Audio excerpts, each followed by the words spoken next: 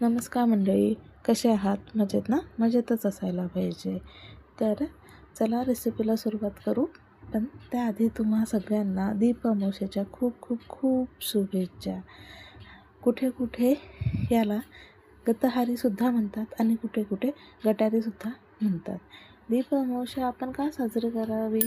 तर आपल्याला अंधारातून प्रकाशाकडे नेण्यासाठी जो दीप आपण प्रज्वलित करतो, प्रत्येक आनंदात, सुखामध्ये आपण त्याची सुरुवात दीप प्रज्वलित करून करतो, त्याचा कृतज्ञ म्हणून आजचा हा दिवस असावा, मला असं वाटते.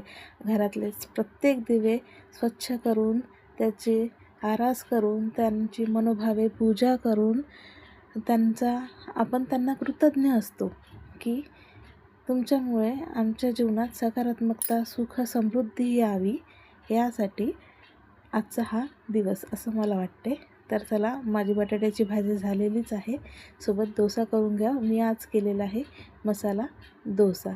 या मग सगळे खायला. आणि तुम्ही पण करता का दीप अमावस्याची पूजा? आणि कशी करता मला नक्की सांगा. कमेंट करा, लाईक करा, सबस्क्राईब करा. थँक्यू.